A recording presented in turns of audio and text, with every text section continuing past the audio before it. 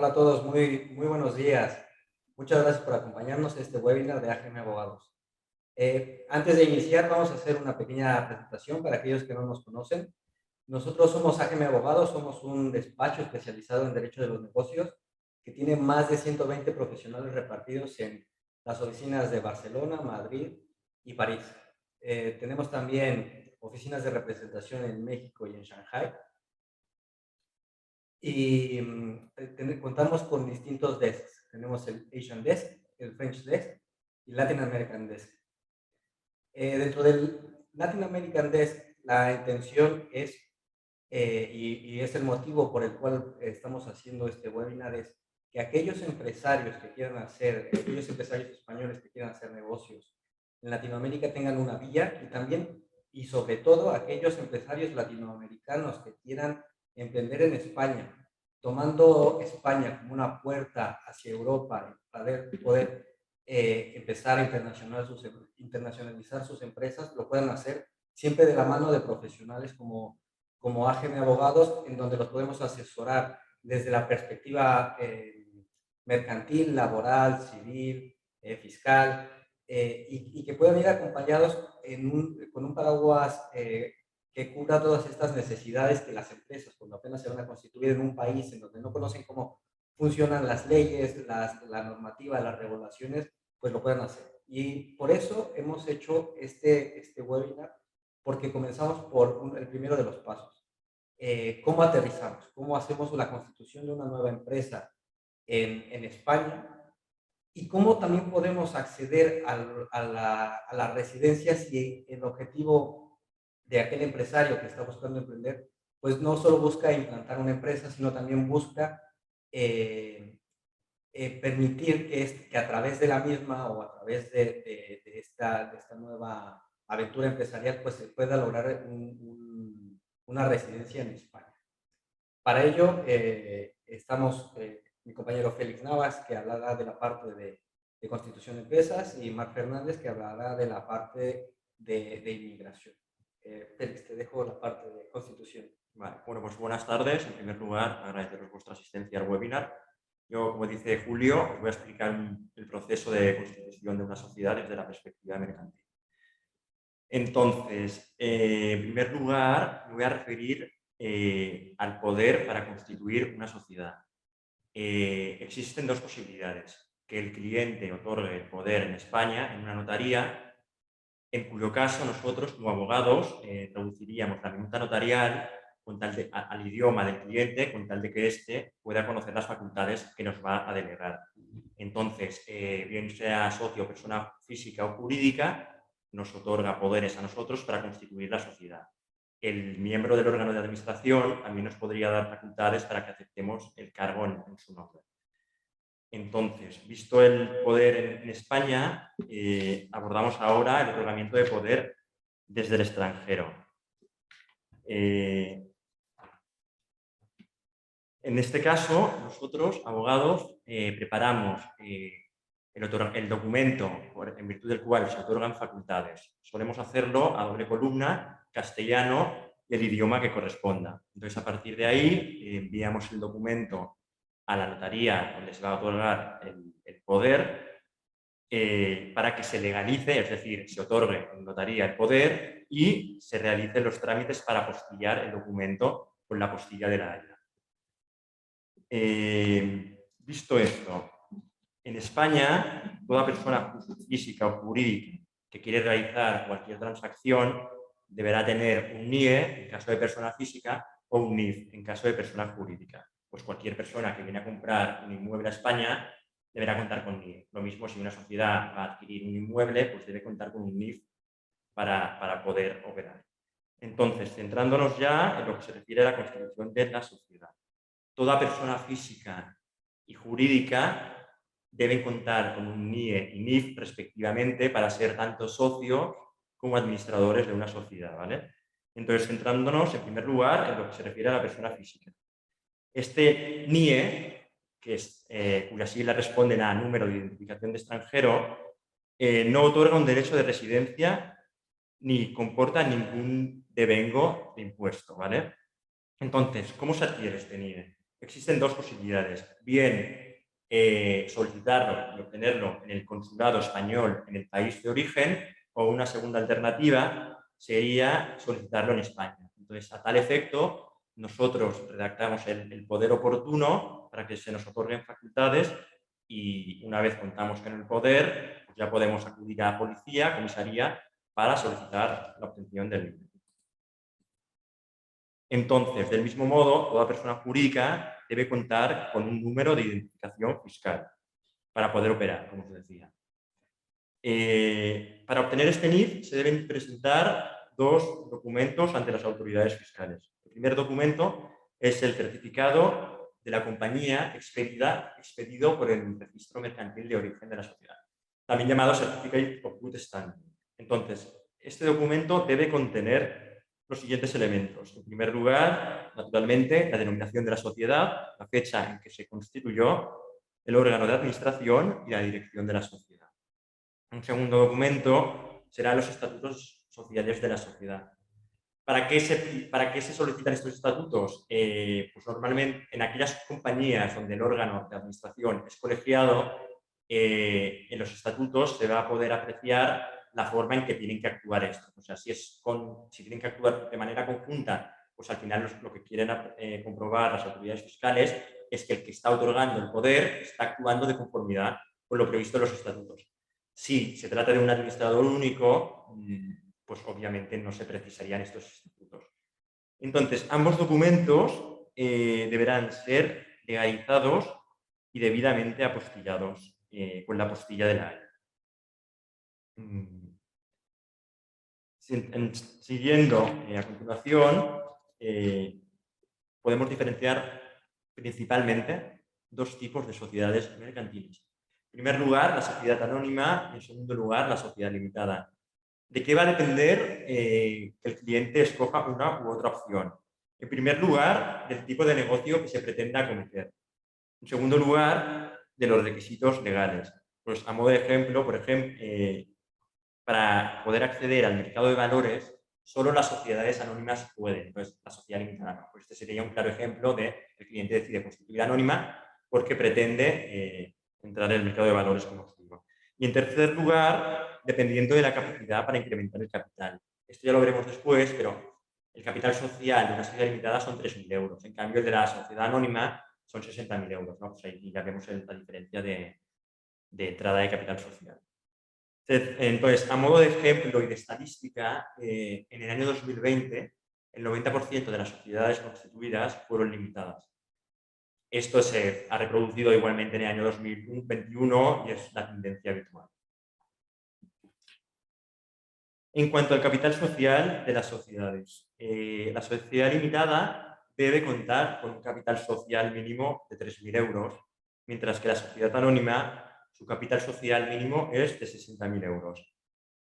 Entonces, sí que es relevante deciros que en la sociedad limitada no es necesario proporcionar la prueba del depósito de capital social en una entidad bancaria, pero sí será necesario que los socios en la propia escritura de constitución manifiesten una declaración de responsabilidad frente tanto a la propia sociedad como frente a los acreedores de la misma. Existen dos tipos de aportaciones de conformidad con el derecho español. Aportación dineraria, en cuyo caso debe abrirse una cuenta bancaria en la entidad financiera correspondiente, y aportación no dineraria, que al final es la aportación de capital social mediante cualesquiera activos.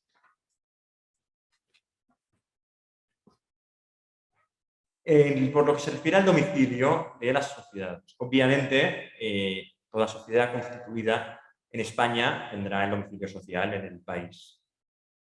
Podemos distinguir dos tipos de domicilios. El físico, pues tengo mi domicilio en la calle, por ejemplo, en la de AGM Pau Clarís. O bien existe una modalidad que también puede ser muy útil si el cliente no tiene domicilio físico. Existe la posibilidad de tener un domicilio virtual que será facilitado por una firma especializada. Nosotros pues ya derivamos a esa firma especializada para que lo sepan los oyentes que existen ambas opciones. Entonces, ¿qué va a determinar el domicilio? Pues el registro mercantil donde esté inscrita la sociedad, pues Madrid, Barcelona, Valencia, etc. Y también es importante saber que durante la vida de la sociedad el domicilio va a poderse modificar. Órganos competentes, en primer lugar, la Junta General, en segundo lugar, el órgano de administración. El órgano de administración puede modificar el domicilio social dentro del territorio nacional siempre que no dispongan los estatutos lo contrario. Tanto la sociedad anónima como la sociedad limitada se rigen por lo dispuesto en la Ley de Sociedades de Capital como en los estatutos sociales de cada sociedad. Entonces, al final, los estatutos sociales vienen a ser la guía de lo que va a ser la vida de la sociedad, ¿no? Entonces, necesariamente deberá constar lo siguiente en los estatutos sociales. En primer lugar, naturalmente, la denominación, el nombre de la sociedad, el objeto social, qué actividad va a llevar a cabo esa sociedad, la dirección, obviamente, el capital social, como os decía, el mínimo es de 3, 6 y 60.000 respectivamente, pero a partir de esos límites el socio puede aportar el capital que quiera. Y, en quinto lugar, el órgano de administración y si este órgano de administración va a ser retribuido o no. La ley de sociedades de capital permite que el cargo sea retribuido o no. Entonces, además de lo anterior, que como os explicaba es lo que necesariamente deben recoger los estatutos sociales, está permitido que existan otros artículos que siempre que no contradigan, obviamente, la ley española, ¿vale? Entonces, ¿cuáles serían estas otras materias? Pues, en primer lugar, la duración, que será indefinida normalmente, porque así evitamos la disolución automática de la sociedad. O sea, que habría la opción de poner una duración determinada, ¿vale? Entonces, en segundo lugar, también se pueden prever materias tales como la restricción a la transmisibilidad de las acciones o participaciones sociales.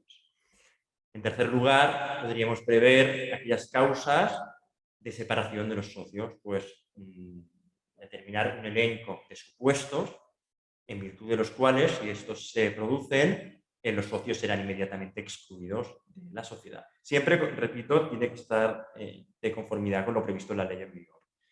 Y otra materia sería el cierre del ejercicio social. Toda sociedad que no especifique en sus estatutos sociales el cierre del ejercicio, este será por el periodo natural de un año, desde 1 de enero a 31 de diciembre. En caso contrario, pues se puede establecer así en los estatutos sociales. Entonces, un aspecto también muy interesante y de mucha utilidad es el pacto de socios.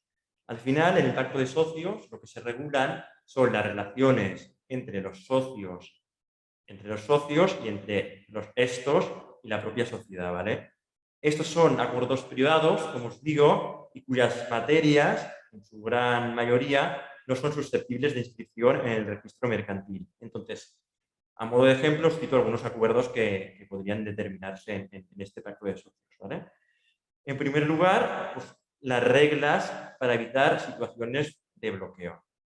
Pues como sabéis, en toda sociedad de capital, pues las decisiones se adoptan por la Junta o bien el órgano de administración. Pues al final lo que se debe en este pacto de socios es evitar que no hayan situaciones de bloqueos, hablando coloquialmente, evitar que no pueda haber un empate, ¿vale? Entonces también se regula, y si existe ese empate, cómo solucionar ese empate. En segundo lugar, otra materia sería el límite a la transmisibilidad de las participaciones o acciones, pues prever determinadas reglas en virtud de la cual, o sea, que los socios deberán respetar para transmitir acciones o participaciones sociales. En tercer lugar, los denominados pactos de competencia, que son muy habituales en toda sociedad, ¿no? O sea, al final, pues si tú dejas de ser socio o de trabajar en la sociedad, deberás cumplir con X años para no trabajar para una empresa del sector. Y un último supuesto sería el sistema para controlar el órgano de administración de la sociedad y al final mejorar el gobierno de la sociedad, ¿vale?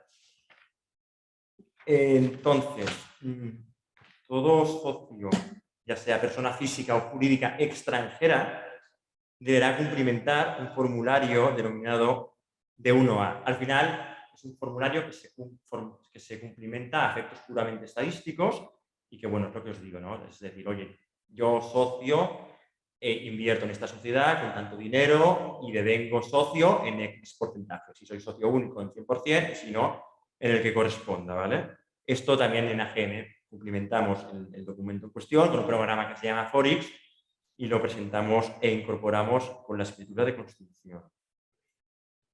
Entonces, por lo que respecta al NIF definitivo, lo que os explicaba antes era para la obtención del NIF provisional de la sociedad inversora. Perdona, ahora estoy hablando de la sociedad target, es decir, de la que se constituye. Una vez constituida la sociedad, debe presentarse el denominado modelo 036 junto con la escritura de constitución ante las autoridades tributarias pertinentes. Entonces, ¿esto para qué sirve? Por ejemplo, tener el NIF definitivo. Pues obviamente será para girar las facturas correspondientes cuando la sociedad entre en tráfico mercantil. Al final, toda sociedad obviamente debe tener un NIF definitivo para poder operar. También es necesario y muy interesante explicar que determinadas sociedades prestan servicios en el mercado de la Unión Europea. Entonces existe un registro denominado Censo BIES, al cual deberán inscribirse las sociedades que van a prestar estos servicios, como os digo, en Europa, ¿vale? Entonces, la inscripción está sujeta a determinadas inspecciones fiscales y al cumplimiento de determinados requisitos adicionales, ¿vale? Entonces, también será necesario presentar el modelo 036 una vez constituida la sociedad sin necesidad de que se inscriba para que ésta pueda empezar a realizar su actividad comercial y a poder facturar sus servicios. Entonces, ahora os he explicado un poco lo que es el proceso de escrituración y obtención del NIF, y una vez constituida la sociedad, es decir, tenemos escritura de constitución, nosotros también asumimos la gestión de presentar la escritura en el registro mercantil para su inscripción. Entonces, desde que se presenta la escritura, el registro mercantil tiene un plazo orientativo, que se suele cumplir, pero siempre decimos orientativo, de 15 días hábiles para inscribir la sociedad. Entonces, es relevante deciros que AGM es un punto de atención de empleados, un punto de atención de emprendedores, sus siglas son PAE, y esto nos sirve para poder acelerar los plazos de constitución a través de una plataforma online que compartimos con notarios, agencia tributaria, seguridad social y el registro mercantil. Entonces, al final, básicamente, con esto conseguimos una agilidad brutal, si me permitís utilizar la expresión, para tanto constituir como inscribir la sociedad en cuestión. Al final, toda notificación con las autoridades competentes se realiza de manera online y recortamos en consecuencia los plazos de inscripción de la sociedad y de obtención del NIF definitivo. Además, naturalmente, y esto es importante para los clientes, los gastos notariales y de registro mercantil se van a ver reducidos. Por último, por lo que respecta al área mercantil, toda sociedad deberá abrir en el momento, previamente a su constitución, una cuenta bancaria, ¿vale? Entonces, normalmente las autoridades financieras españolas requieren de la presencia del representante legal de la sociedad que se va a constituir. Ello, básicamente, es por motivos de cumplimiento de la normativa relativa a prevención de blanqueos y capitales. Es decir, en resumen, en casi la totalidad de los supuestos no se puede otorgar un poder para que el cliente abra la cuenta bancaria. Entonces, ¿qué nos va a pedir también la entidad financiera? El acta de titularidad real, que esto en el momento de la constitución también debe otorgarse, y en este acta se identifica a las personas físicas que ejercen el control final de manera directa o indirecta de la sociedad, ya sea por poseer el 25% del capital social o más. O, si no los hubiere, los titulares reales de la sociedad serían los miembros del órgano de administración. Entonces, bueno, con esta parte ya daría entrada a Marc para que entre con el área de inmigración. Bueno, buenas tardes a todo el mundo. Como comentaba Julio y Félix, yo explicaré la parte migratoria. Desde AGM también contamos con un departamento especializado en el área de migración y de movilidad internacional. Esto nos permite que junto a mercantil, pues cuando se da el caso de que un extranjero quiera constituir una empresa en España, pues que también podamos tener, ¿no?, el servicio completo, la visión completa de lo que implica, ¿no?, que se constituya una empresa en España. ¿Por qué? Porque como dijo mi compañero Félix al principio, si bien es cierto que el NIE y el NIF es un requisito necesario para constituir la sociedad, el mero hecho de tener un NIE no implica tener residencia, y esto implica que si el extranjero pretende, más allá de constituir la empresa y ser socio, vivir de forma efectiva en España y trabajar, pues deberá pedir el correspondiente permiso de trabajo. Dicho esto, ¿qué haremos en la presentación? Pues hablaremos sobre las distintas figuras que hay dentro de una empresa, hablaremos sobre los administradores, que son los representantes legales de la empresa, hablaremos también sobre los socios y qué tipos de permisos pueden tener los socios en función de las participaciones que tengan en esa sociedad, y finalmente también hablaremos sobre el resto de permisos que van asociados a trabajadores, es decir, que ya estamos hablando de que yo como empresario quiero traerme, por ejemplo, la parte de la plantilla que tengo en el país de origen, donde tengo la sociedad matriz, y quiero que vengan a España para que empiecen el negocio de tal forma que empiecen de forma más rápida a crecer. Entonces, dicho esto, el primero de los permisos, o el primero de la figura jurídica que hablaremos, son los administradores, ¿de acuerdo? Aquí la gran diferencia está en saber qué tipo de relación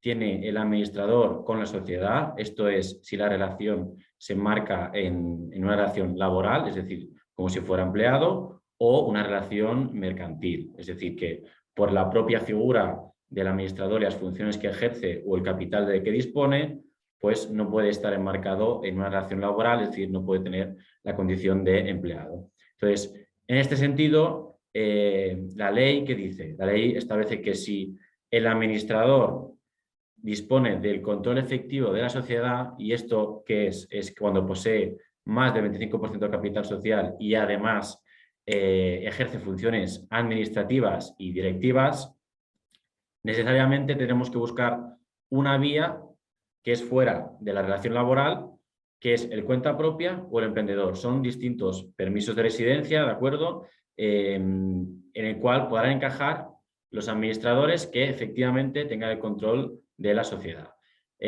Para distinguir entre cuenta propia y emprendedor, y que tengáis una idea, el emprendedor es aquel, ¿no?, aquel que está haciendo un proyecto innovador, un proyecto de interés para España por el hecho de que está aplicando una tecnología sobre un sector que no se está llevando a cabo en el mercado, para que tengáis la idea. Entonces, lo que no es innovador va por la vía del cuenta propia. Y, por otra parte, si nos encontramos ante un administrador que no dispone del control efectivo de la sociedad, que es lo contrario a lo que he dicho antes, ¿no?, de que dispone menos de un cuarto del capital y además no tiene funciones de dirección, pues bien, en ese caso la relación será laboral y allí lo tenemos que encajar en una medida de permiso de residencia que es o bien el cualificado o bien el cuenta ajena. Son distintos permisos, pero al final los dos te van a permitir trabajar para la empresa con la figura del administrador. Entonces, ahora vamos a hablar sobre los socios, la siguiente diapositiva. Aquí lo trascendente es ver cuánto capital social aporta ese socio a la sociedad española. ¿De acuerdo? Entonces, a su vez, la legislación establece diferentes tipos de supuesto, ¿de acuerdo? Si posee más del 50% del capital social, pues bien, lógicamente ahí no puede ser una relación laboral, ¿no?, porque al final gran parte de la sociedad es de la persona en cuestión y no va a ser considerado un empleado. En ese caso sería cuenta propia o el emprendedor. Lo mismo aplicaría si, sin embargo, no dispone de la mitad, pero sí un 25% del capital ejerce funciones directivas en la empresa, y cuando no es ese caso, cuando no dispone de la mitad del capital y no tiene funciones directivas, pues iríamos en una medida de permiso de trabajo que está dentro de la relación laboral, de la relación como empleado. Y por último, nos gustaría también destacar que cuando la mitad del capital social de la empresa se distribuye entre personas de familia directa, es decir, cuando es el cónyuge, cuando son hijos, y además viven en el mismo domicilio en España, más allá de que no tenga más del capital la persona extranjera física como socio, pero esté la familia incluida en ese porcentaje de la mitad del capital, también tendrá que ir por la vía de cuenta propia o emprendedor. Esto simplemente es para que tengáis una idea, ¿no?, de qué permiso cabe en cada caso. Luego ya nuestro equipo analizamos con detalle, ¿no?, el encaje del permiso, porque además hay más requisitos en cada uno de los permisos. Nuestra idea es que con esta presentación tengáis una idea, ¿no?, o el encaje que vais a tener, ¿no? Sobre todo es importante que yo, como extranjero que vaya a construir una empresa en España, tengo claro que la mitad del capital social será mío. Entonces ahí necesariamente, cuando contacte con mis abogados, sabremos que vamos a ir por el emprendedor o por el cuenta propia, ¿de acuerdo? Entonces, en esta diapositiva que veis aquí, que diferencia entre la figura del emprendedor y el cuenta propia que os decía antes, la gran diferencia es el proyecto innovador, ¿no? El proyecto que sea considerado innovador para España. Entonces, ¿qué es lo que se tiene en cuenta para determinar que es innovador o no y por lo tanto ir por la vía de emprendedor? Pues bien, para esto se tiene que presentar un informe ante el Ministerio de Industria en España, en el cual se va a presentar un proyecto empresarial, un business plan, y en él se tiene que describir primero la actividad que va a tener la empresa, el proyecto de la empresa en 1, 2, 3 años, y es muy relevante si el proyecto va a implicar una creación de puestos de trabajo, ¿de acuerdo? Entonces, si eso se da, ese análisis también lo hacemos desde AGM. Si ese proyecto se considera innovador, entonces ya podremos pedir el permiso de residencia, ¿de acuerdo? Y por contrapartida, si no podemos encajar el perfil del extranjero como emprendedor, necesariamente tendremos que hacerlo por la vía de cuenta propia, ¿de acuerdo? Entonces, ahora en la siguiente diapositiva hablamos sobre los permisos cuando la alargación es laboral, es decir, estamos hablando de aquellos casos en los cuales hemos dicho antes que el administrador no dispone del control efectivo y que los socios, por la cantidad participativa que han realizado, irán por la relación laboral. Entonces, aquí podéis ver un resumen de los permisos que podrían encajar, y también de algunos permisos que podrían encajar de los trabajadores que el empresario quisiera traerse a España en la empresa española, para trabajar en la empresa española. Entonces, por un lado tenemos el cualificado, ¿de acuerdo? El cualificado se da cuando nos encontremos con un perfil técnico o directivo en España. Entonces, lo que va a desarrollar siempre va a implicar una cierta cualificación, es decir, tiene que tener una experiencia previa en el puesto de trabajo, ¿de acuerdo? Hablamos que la experiencia tiene que ser de 3 años para un técnico y 5 para un directivo. Entonces, si nos encontramos ante un extranjero que va a venir aquí a España para dirigir un proyecto en un departamento en concreto, pues bien, en este caso, como va a ser directivo de ese departamento, pues irá por la vía del cualificado como directivo. Y aquí también es relevante que hay ciertos requisitos salariales que se deben tener en cuenta para poder acceder al permiso de residencia, que también están detallados, como veis en la diapositiva. Para directivos son 60.000 euros y para puestos técnicos son 41.000 euros. Luego, para menores de 30 años hay un coeficiente reductor cuyo salario mínimo tiene que alcanzar al menos los 31.000 euros. Este permiso es bastante rápido, ¿de acuerdo? En 20 días hábiles lo podemos tener resuelto, y como dato interesante puede reagrupar de forma directa, es decir, que lo puede hacer en paralelo a la vez que lo hace el titular, para poder venir a España conjuntamente y residir en España a la vez, ¿no? Y sin tener que esperar hasta que el extranjero titular del permiso esté de forma efectiva en territorio español. El siguiente, el ICT, es el desplazamiento temporal. Esto es, para que me entendáis, y se da en muchas situaciones. Por ejemplo, hay una empresa extranjera que quiere montar una filial en España y quiere traer 10 ingenieros a la empresa española de forma temporal durante 6 meses, porque quiere montar pues unas máquinas o o unas máquinas que únicamente saben gestionar y son ingenieros en el país de origen y por lo tanto no van a encontrar a nadie más aquí en España que lo haga, ¿no? Pues entonces es posible encontrar un permiso, que es el ICT, que nos va a permitir desplazar esos trabajadores de forma temporal a España para realizar ese proyecto o esa obra en concreto. Entonces, este permiso, que es muy parecido al cualificado, pero que por contrapartida se parte de la idea que es por una temporalidad muy marcada, también se puede dar con directivos, con técnicos y con empleados en formación, ¿de acuerdo? Luego es muy similar en cuanto a timelines, porque son 20 días y también permite la repatriación familiar directa. Luego, no voy a entrar mucho en detalle, pero también existen dos tipos de permiso, que es el cuenta ajena. Interesa sobre todo para ciudadanos de Chile y Perú. ¿Por qué? Porque este tipo de permiso va a implicar que aplica la situación nacional de empleo. ¿Esto qué es? Que para poder optar al permiso tenemos que ver primero si en el mercado laboral español no hay nadie más que pueda hacer ese trabajo. Entonces, es bastante complicado, no es muy habitual, por lo tanto, solemos encajarlo en otro tipo de permiso como el cualificado, pero bueno, que sepáis que está ahí y que si sois de Chile o Perú, pues pueden haber beneficios. Y por último, el perfil de prácticas sería, pues bueno, perfiles más junior que queréis traer en España y también hay un encaje para este tipo de permiso, ¿no?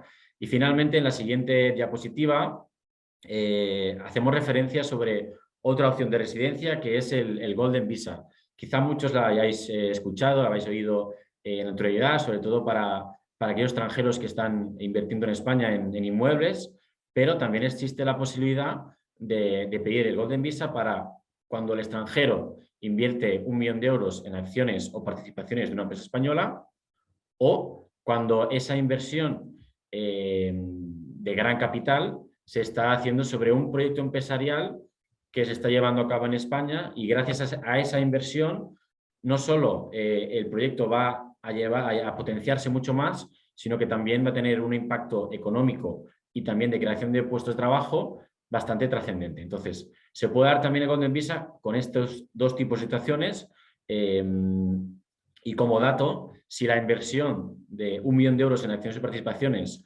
la hace una persona jurídica, una empresa extranjera, pues bien, en ese caso la ley también permite que el extranjero, persona física, aunque no haya sido él que haya hecho la inversión, pueda optar a la Golden Visa como digamos en representación de la empresa que ha hecho la inversión de 1 millón de euros. Pero pone algunos requisitos que son los que anotamos aquí, que es que posea de forma directa o indirecta la mayoría de derecho a voto, ¿de acuerdo? Y que además sus facultades le permitan tanto nombrar como destituir la mayoría del órgano de administración. Por último, destacar que este tipo de permisos es muy beneficioso en cuanto no te exige residir de forma efectiva en España, es decir, lo podemos plantear este permiso más allá de la inversión cuando el extranjero nos diga que no quiere ser residente fiscal en España, únicamente va a estar aquí durante unos días contados al año para revisar cómo está la empresa, revisar cómo va el proyecto y luego volver a su país, ¿no? Pues en ese caso le interesa mucho, ¿por qué? Porque va a seguir siendo residente fiscal en su país, pero a la vez podrá venir cuantas veces quiera a España y también podrá estar aquí trabajando porque también habilita a trabajar tanto por cuenta propia como por cuenta ajena. ¿De acuerdo? Y finalmente decir que también permite la reagrupación familiar directa. En el caso de que la inversión la haga una persona física y esté en regímenes de gananciales, pues bien, si ambos quieren ser inversores, ambos tendrán que hacer la inversión, digamos, por el doble de la cantidad indicada, si no se va a entender que se ha hecho por una persona. Y esto sería un poco el resumen de los permisos de residencia que hay en cada tipo de figura que podemos encontrarnos en una empresa y con lo que han explicado mis compañeros de la parte mercantil, ahora pues sentiros libres para hacernos las preguntas que consideréis y nosotros estamos a vuestra disposición. También tenéis nuestros mails al inicio de la presentación, por si de forma personal queréis que analicemos vuestro caso, pues también lo podemos hacer con gusto. Si hay alguien que tenga alguna pregunta, adelante.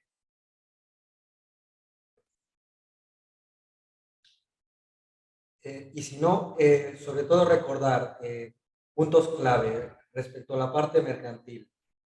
Es verdad que es un trámite que requiere de muchos pasos, de muchas cuestiones administrativas, de las cuales nos haríamos cargo casi en su totalidad nosotros como despacho de abogados. Es decir, esta carga de la redacción de los poderes, la gestión del NIE, del NIF, de llenar los formularios de inversiones extranjeras, del D1A. Lo que queremos buscar con este tipo de webinars es que sepan qué es lo que implica una constitución de una sociedad en España, cuáles son los datos que se necesitaría tener. Y, y también, bueno, tener claro al menos aquellos, a grandes rasgos, cuáles son estas características que permitan pues tomar una decisión, ya sea pues en saber si se va a optar por una SA o una SL, dependiendo de lo que se vaya a dedicar la sociedad. También saber cómo que en cuestiones muy específicas, como puede ser la apertura de una cuenta bancaria, va a ser necesaria la presencia física, porque la normativa española pues requiere la presencia de la persona por una cuestión de prevención de blanqueo de capitales. Entonces, me parece que eso es importante saberlo desde el punto de vista mercantil. Y también desde el punto de vista de inmigración, Marc, tú lo podrás decir mucho mejor que yo, pero es Sí, conocer cómo funcionan a grandes rasgos los permisos y luego examinar con detalle el caso en concreto para saber por cuál podremos optar, ¿no?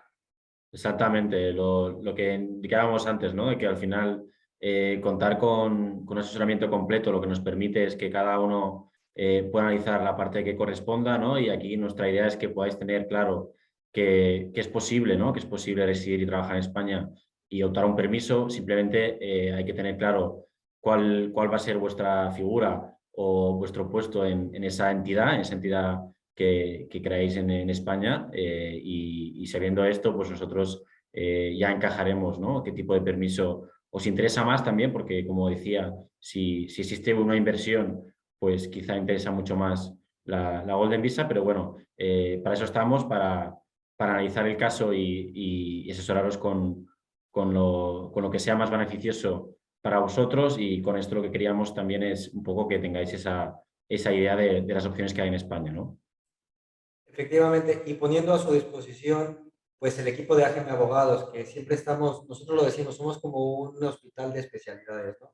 En la parte mercantil estamos los mercantilistas, en la fiscal están los fiscalistas, que nos podrán recomendar estructuras que sean las más eficientemente posibles para el flujo de los capitales. En la parte de inmigración está Marc y su equipo para buscar el permiso de residencia adecuado. Tenemos un equipo también de laboralistas para aquellas personas que vayan a laborar aquí o aquellos empresarios que quieran contratar a personal extranjero, pues también, ¿no? Y también un acompañamiento, pues integral, también a través de otras empresas de grupo AGM, pues contamos con servicios de bookkeeping, de nóminas, para que el cliente que quiera aterrizar en España no tenga que buscar más opciones, que nosotros podamos asesorarlos de una forma integral.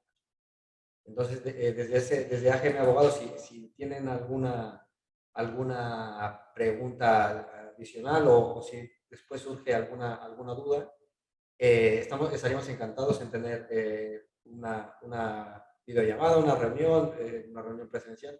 Estamos a su disposición. Muchísimas gracias. Muchas gracias a todo el mundo. Muy buena tarde. Buenas tardes. Hasta luego.